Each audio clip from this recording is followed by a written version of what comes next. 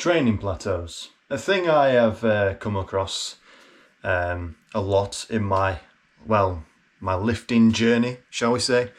For many, plateaus come at certain times. Let's just say you've been lifting for 2 years and you just haven't made much progress since the first year. Now, for like plateaus and stuff like that, it all depends on what your goals are, because some people are more cardiovascular fitness kind of people, some people are strength fitness people, some people are muscular fitness people. There's all sorts of fitness that could, plateau at any point. Now, this is like disregarding most people who are very advanced, because when you're very advanced, you kind of like, there's not really much for me to. But you can still fucking push forward. You need certain techniques to really push forward, and you can get a bit further, but it will slow down eventually. It's like, you get your newbie gains and then it just like decides to, level off. Because ever so slowly, your gains and, your strength will eventually plateau and slightly go up as you, go on, let's say 10 years. Now, For me, a cool example, or should I say an example is my deadlift. My deadlift, when I started deadlifting, I could lift 180 straight off the bat. So my first time in the gym, lifted 100 pretty easily. And then after a year, a year of lifting, me and my mate decided, let's do some deadlifts. I mean, he did deadlifts before me, and I could lift 180 for one, and it wasn't the prettiest thing, and also I looked kind of like a twig at that point. But it's definitely something I was like, I might be good at this. But it was only until I got up to 220 that I was kind of like, is it really worth it? Because when I got up to 220, I couldn't get past it. Honestly, when I got to 220, which was 2 months after that, so 220 kilos, there was a whole basically a year of nothing. I couldn't get, it off the floor and stuff like that. But the key thing is, there are certain things you can do to help yourself, which the best example is my deadlift. So what I did was I changed my stance. So I didn't go sumo because, that's obviously cheating. Sumo cheating. But when it came to my conventional form, first I got rid of the wraps because I wanted to do more just grip it. Pause. So I got some liquid chalk for myself. Granted, that shit lasted me a long time. But got down to the floor. The plan would be up and then go down, connect, and then back up. So I'm not fiddling around on the floor trying to get my, wraps around the bar. So what I decided to do is, I went this kind of grip, so it's it's not a reverse grip, is it? No. It's like a grip that you can do either side, mixed grip. Yeah, mixed grip. I did mixed grip because my friend was a mixed grip person, so I decided, it works for him, I'll try it myself. And I found out of doing just front grip and mixed grip, that mixed grip was probably my best in terms of, leverage. And then afterwards, it came to my entire form. So straightening my back more, trying to use my legs more, oddly enough. And all these little tweaks made me, stronger and stuff. And when I got up to 235 through doing those techniques, my deadlift just went, whoa, it went into the sky, because something just clicked, and it was there was 3 months after the, 235, and it was just a breeze, nothing really got in the way. It was like, oh, this shit's easy. Like, it was the slack pull that was mainly the problem. So I pulled in the slack and then just like up and down.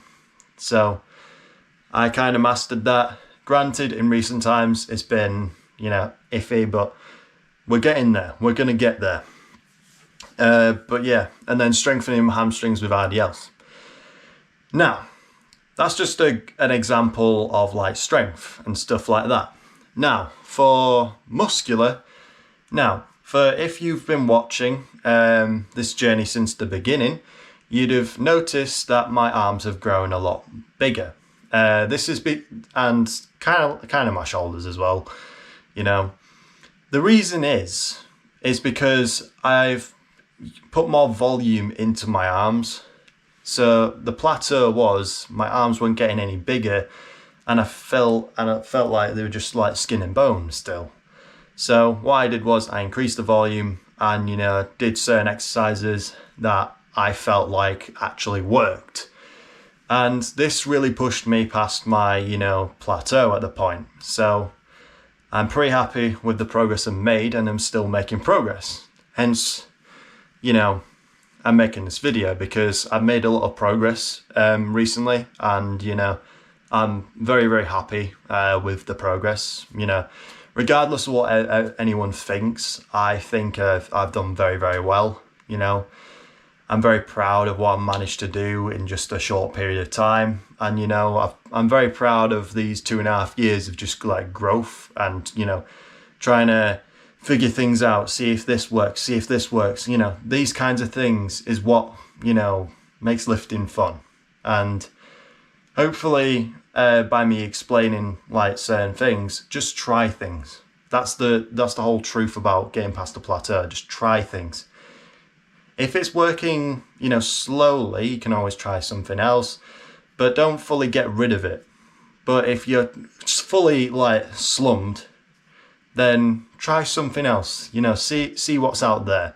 There are many videos out there on, how to increase your deadlift, how to increase your bench, how to do this, how to do that. You just got to take those opinions into account. So watch a load of them, see if any are like, saying the same thing or anything like that. That's what I found has worked for me. So do it for you. Now we'll be on to basically the strength day. Tempo, bench, incline, press, skull crushers, curls and shoulders. So that'll be fun. I'll probably be adding more tricep volume on that day instead of putting it on Saturday, so I'll probably move that and stuff. Just because my triceps have been absolutely fatigued for forever, so just get out of the way. And then we're on to legs, so pause squats, Bulgarians, RDLs, and then the rest is hypertrophy. So yeah, enjoy the rest of the video. I'll explain everything that I'm doing, and hopefully you enjoy it. So let's get into it. So starting off, kind of a push, chest, arm session, if you want to call it that. But we're starting off with bench, tempo bench to be precise. With tempo bench, it's just like a way of like controlling the weight and building up that resistance. Typically because I have like problems with raising my arse, having more time under the tension of, let's say, 105 and 95, I'll be able to keep my butt on the bench and keep that constant tension, and it just like drills that in. Hence why I have 2 days where I'm doing tempo bench instead of like regular, because it just like drills that in. It drills those, that mind to muscle connection of just keeping the arse on the bench and keeping that entire structure throughout the movement. Because if I were to go into a competition, yeah, it may be like 1 rep, but this also helps me get stronger, but also gets that locked in of I need to keep my entire structure, otherwise I will get fucked by the bar, and I don't really want that. So basically It's just to drill it in and focus on technique, which kind of like the 2 days that I do tempo bench, it's kind of like just drilling technique and stuff, because technique is very important when it comes to the bench press, because it's not like deadlift, where yes, there are a few tweaks you need to do and a few things you need to keep in mind, but also you can just use a lot of more of your strength as you get like angry and stuff like that. Same with squat. But with bench it's more, you need to be more like in the zone for it. So I suppose that's the good part about it. But bench is slowly building. The reason I go back and forth between like weights that are light and stuff is because so some days I'm going for that PR literally next week, or think I can do it a lot faster. Those things. Just trying to improve upon what I previously could do. Now on to incline barbell press. So just a bit more bench volume, helping with technically building the muscles that I'll need on bench press, but also helping with the power and stuff. So it definitely does target the chest and shoulders and stuff. So I mean, it's the whole reason why I don't do dumbbell like shoulder press, because I find with like any incline movement, my front delts are getting stimulated anyway. So I don't typically focus on front delts, especially seeing as my shoulders are quite good in comparison to most of my body. So I don't particularly focus on it until it becomes a problem. So just adds more. But anyway, we'll be going on to skull crushers, which my lovely friend here will help me, because skull crushers, when it gets to a certain weight, is kind of like, I don't really want to be flinging it over my head from like a seated position, because I could injure myself. Hence why like I get someone to spot me, especially like if I'm most of the time I'm going near failure. So when I've got like 50 kilos, I can't necessarily stop halfway and be like, yeah, I'm gonna drop it, because most of the time you don't know who's behind you, you don't know what's going on. So by being able to control the weight, but also have someone there just in case, so it adds to the intensity if you have someone to spot you or anything like that. But yeah, when it comes to 50 now, it's like it's getting light. So I think this was more like confirmation to see if 50 was actually light now. So it felt pretty good. But yeah, definitely will be moving up in the skull crusher weights. So all successful. But now on to some shoulders. Just these for shoulders, some lateral raises with cables.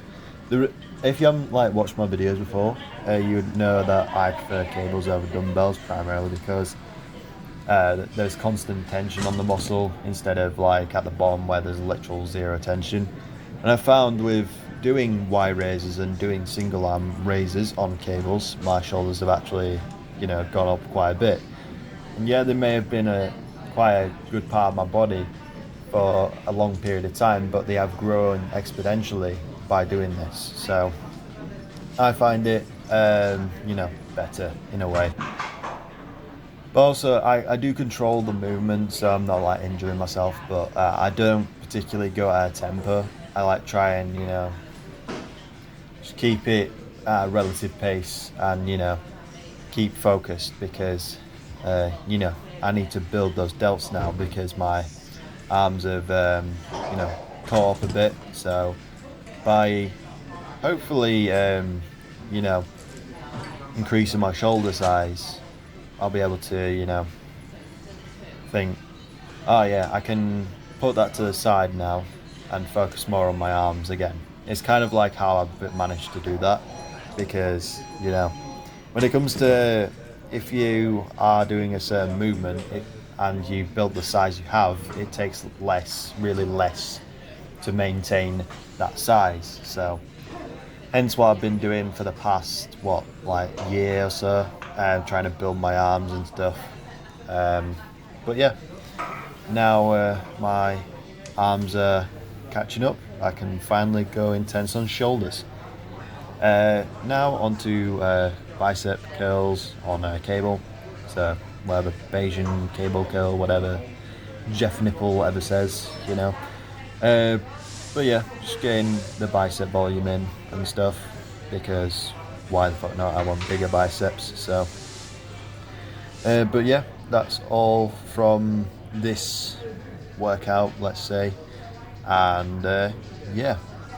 We will be going on to legs afterwards, but first we need to complete the couple sets and, pose because it's tradition.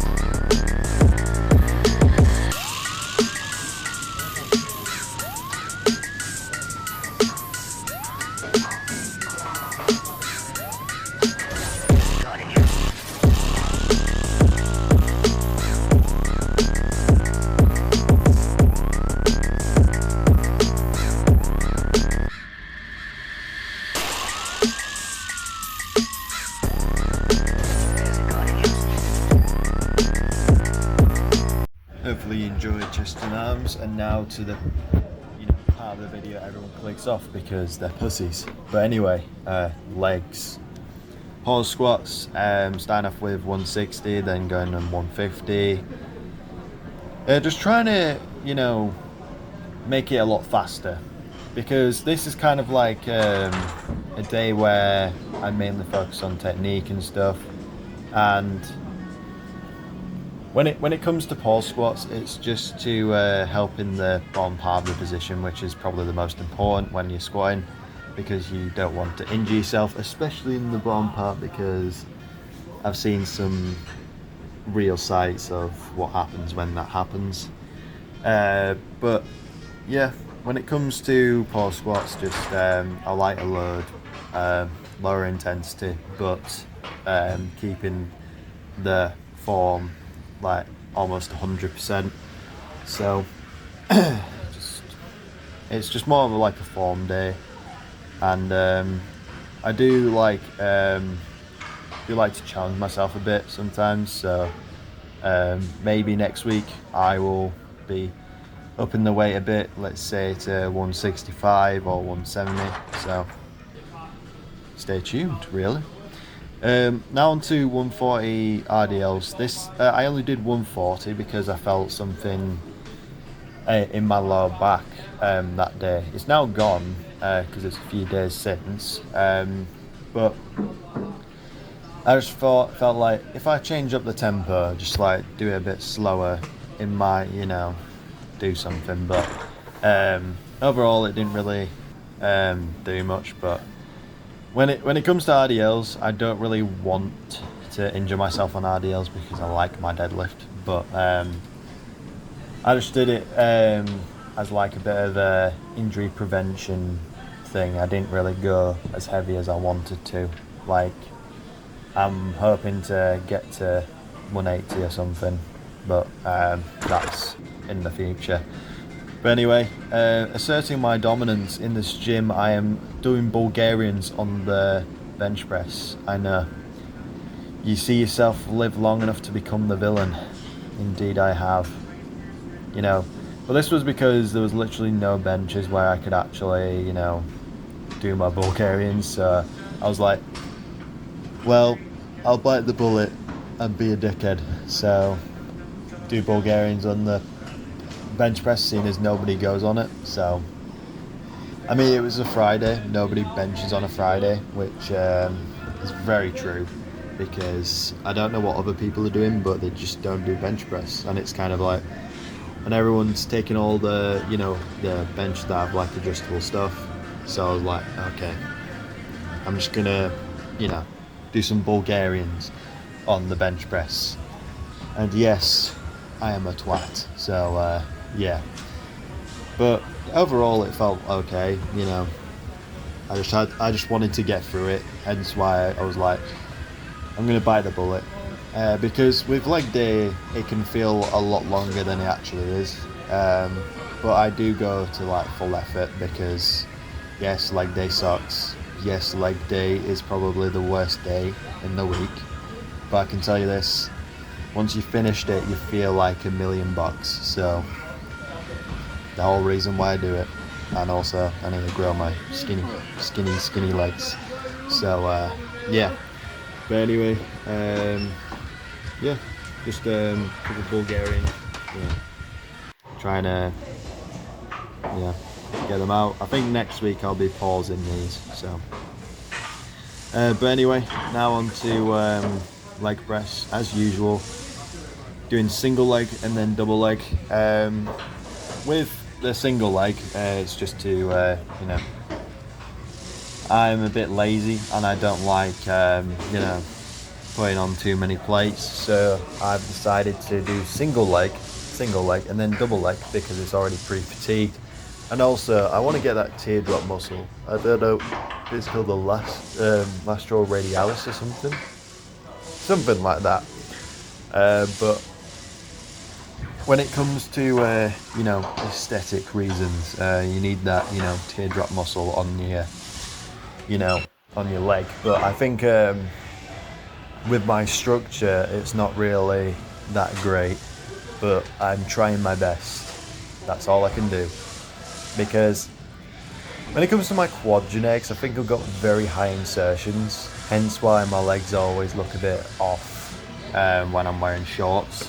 But I'm still gonna fucking train them. Like I need some, balancing, which I think they are balanced to my upper body, or a bit better, in my opinion. But when it comes to showing off on camera, it's kind of like I can't really do it properly, because one, my legs are hairy as fuck, and two, I'm viciously white and free. I can't get my angles right, so I've got three things poking against my legs. So yeah, but yeah, still doing legs, because these guys saying it'll just make your wiener look smaller. I don't care, it's already small. I'm still gonna fucking hit legs, because why not increase the size of your legs so you have that excuse in the first place? Quote me on that. Just say your legs are massive, therefore it does look small. You can get out of that. But yeah, just like getting the quads all nice and good, really. Thicken them out, and then we'll be going on to quad extensions, which similar to leg press, I do single leg.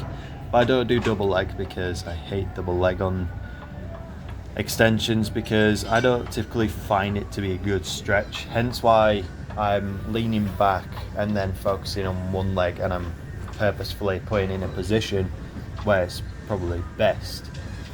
And I also help myself with the lever that's on the side, to get some extra reps in, because you need to go past failure to fully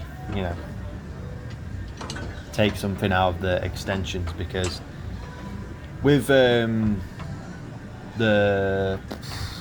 rectus femoris, which is the muscle, it's the main muscle in the quad that's getting activated when you're doing your leg extensions and stuff.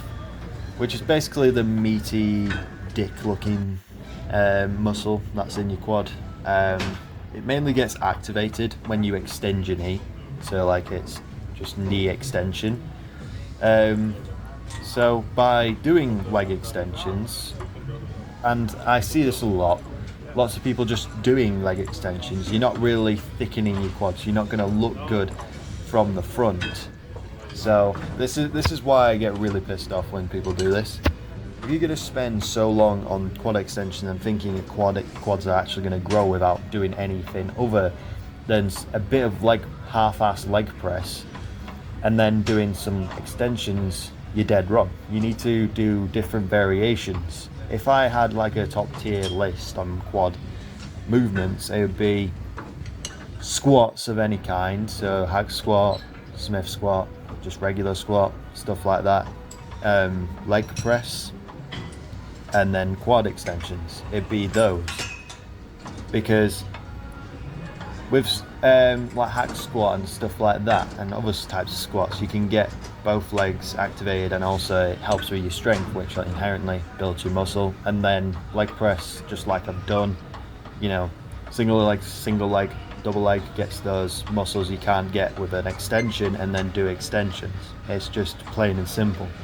Stop half-assing your fucking quads, because I can see who half-asses their quads and who doesn't, you know, because there are people out there with the stupidest looking physiques I've ever seen. The biggest upper body to lower body ratio looks stupid. I'll just say that. You look like Johnny Bravo gone wrong. But anyway, less of me ranting. Going on to hamstrings, just, you know, getting those other muscles that won't be activated during, you know, let's say an RDL, because believe it or not, muscles have different functions. Some are for curling the leg, so like there are muscles in the hamstring that curl the leg, but also ones that, you know, allow you to hinge. So it's just like targeting all those muscles so your legs inherently build and get bigger, which a lot of people don't understand. So yeah, really when it comes to any leg movement, you need different ways of activating it, because RDLs get in the lengthened position, these leg curls get in the shortened position. So pardon me.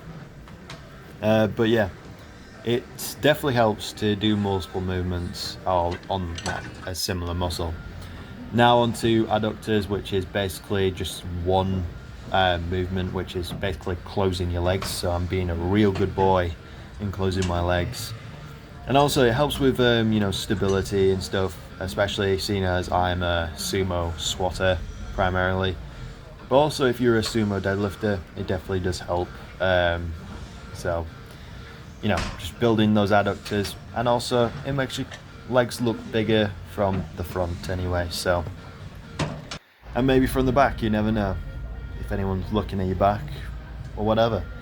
But anyway, that's all for today's video. Stick around for the posing of my legs and stuff. But anyway, thank you for watching. I really do appreciate it. Like and subscribe. Thank you.